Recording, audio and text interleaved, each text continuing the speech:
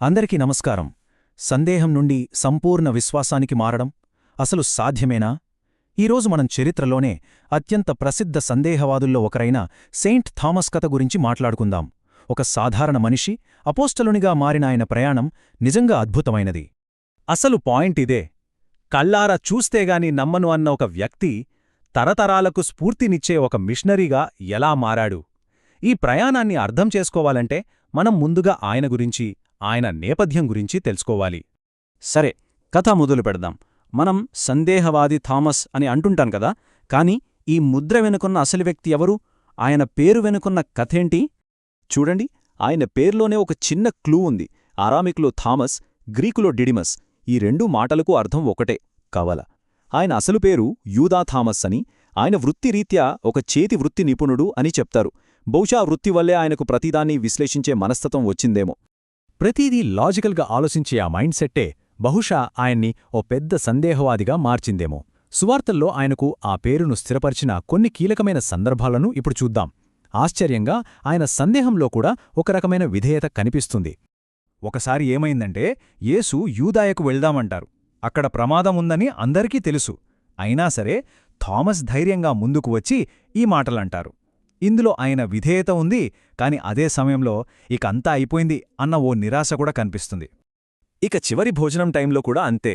యేసు ఎంతో ఆధ్యాత్మికంగా పరలోకం గురించి మాట్లాడుతుంటే మన థామస్ మాత్రం చాలా ప్రాక్టికల్గా అక్షరాల దారి గురించి అడుగుతున్నాడు.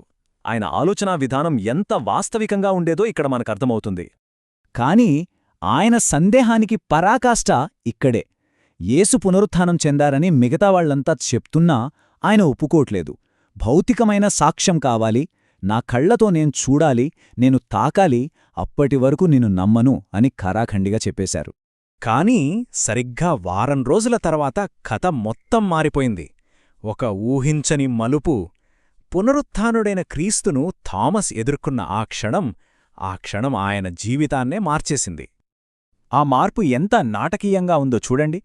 నేను నమ్మను అని తెగేసి చెప్పిన మనిషి ఇప్పుడు నా ప్రభువా, నా దేవా అని ప్రకటిస్తున్నాడు.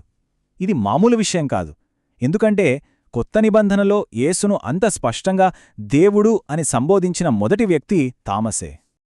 ఈ కొత్తగా వచ్చిన విశ్వాసం, ఈ అచంచలమైన నమ్మకం, అది ఆయన్ని ఒక చోట కూర్చోనివ్వలేదు.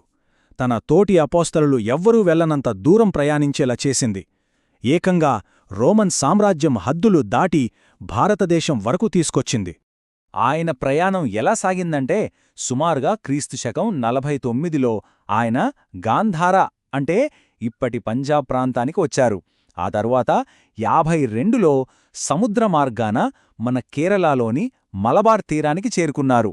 అక్కడనుంచి దాదాపు 2 దశాబ్దాలపాటు అంటే 52 నుంచి 72 వరకు ఇండియాలో చాలా చోట్ల క్రైస్తవ సంఘాలను ఏర్పాటు చేశారు. ఆయన ప్రయాణం గురించి చాలా కథలున్నాయి.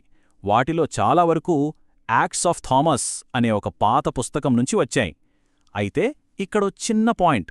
పండితులేమంటారంటే, ఇది అక్షరాల జరిగిన చరిత్ర కాకపోవచ్చు, బహుశా థామస్ గొప్పతనాన్ని చెప్పడానికి రాసిన ఒక చారిత్రక కల్పన లాంటిదని. కాని ఒకటి మాత్రం నిజం, థామస్ భారతదేశానికి వచ్చాడనే నమ్మకం, ఆ సాంప్రదాయం చాలా చాలా పాతది. దాన్ని అంత తేలిగ్గా కొట్టిపారేలేం. కాని ఆయన ప్రయాణం ఇక్కడే మన భారతదేశంలోనే ఒక విషాదకరమైన ముగింపుకు వచ్చింది. ఆయన మరణం, ఆయన మనకు వదిలి వెళ్లిన వారసత్వం, అదే ఈ కథలో చివరి అతి ముఖ్యమైన భాగం. సంప్రదాయం ప్రకారం ఏం జరిగిందంటే, ఆయన చెన్నై దగ్గర మైలాపూర్లో ఒక గుహలో ప్రార్థన చేసుకుంటుండగా ఆయనపై బల్లెంతో దాడి చేశారు. ఆ గాయాలతోనే ఇప్పుడు మనం సెయింట్ థామస్ మౌంటన్ పిలిచే చోట ప్రాణాలు విడిచారు. ఆయనను సమాధి చేసిన చోటే ఇప్పుడు శాంతోమ్ బెసిలికా ఉంది. ఇది జరిగింది క్రీస్తు శకం 72లో అని చెప్తారు. ఖచ్చితంగా చెప్పాలంటే జూలై 3వ తేదీ. ఆ రోజునే ఆయన అమరుడైన రోజుగా గుర్తుపెట్టుకున్నారు. ఇదేనండి ఆయన మనకిచ్చిన గొప్ప వారసత్వం. ఒకప్పుడు సందేహించిన ఒక వ్యక్తి ఇవాళ ప్రపంచంలోనే అత్యంత పురాతన క్రైస్తవ సమాజాల్లో ఒకదాన్ని మన భారతదేశంలో స్థాపించారు.